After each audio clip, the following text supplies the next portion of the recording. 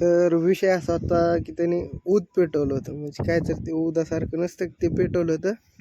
तर रूममध्ये सगळा अख्खा दूर झाला होता.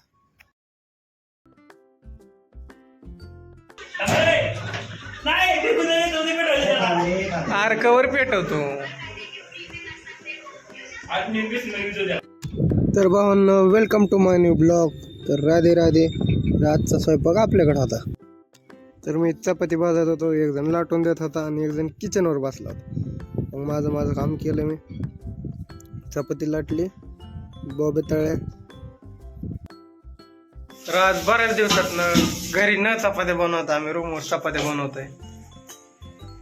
गॅस तवा उलताना हातात प्रथमेश ना चपात्या पण तेच लाटतोय. हा, आम्ही खाणारच आहे, तू नव्हे खाऊ. गोल बनली. हा या म्हण की म्हण जेवायला. तर करतो आम्ही चपाती, बघत राहा तुम्ही आमचा ब्लॉग. आणि पहिली चपाती पडलेली आमची तव्यावर, पहिली. तर बघू आपण कशी शिजवतोय, म्हणजे भाजते. टेन्शन नाही घ्यायचं, सगळ्याला सगळे येत आहे. वरचा कार्यकर्ता कांदा चिरतोय. हा, कांदा चिरून मटकीची भाजी बनवायची. आज होणार भाज्या 2, त्यामुळं चपाती बनवायची. ते असं आहे, तर आमच्या रूमवर रेंज येत नाही म्हणून एक खिडकीत ठेवायचं, चॅटिंग करायची आणि वाट बघत बसायचं.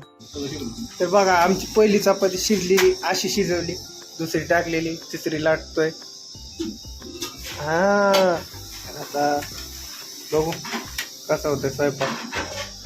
बघत राहा. रूमवरचा आचार्य दिसतंय का? रूमवरचा आचार्य जटतो चपात्या बनवून.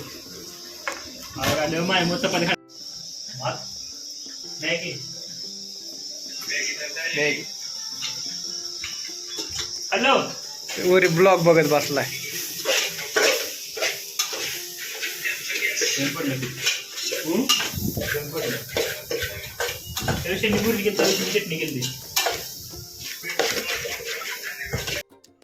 तर काम उरकून झालती सगळी म्हणून जेवाय बसलो आम्ही.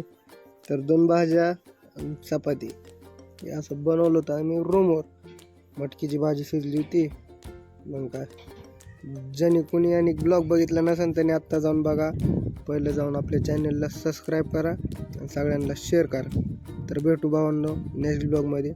तोपर्यंत गुड नाईट.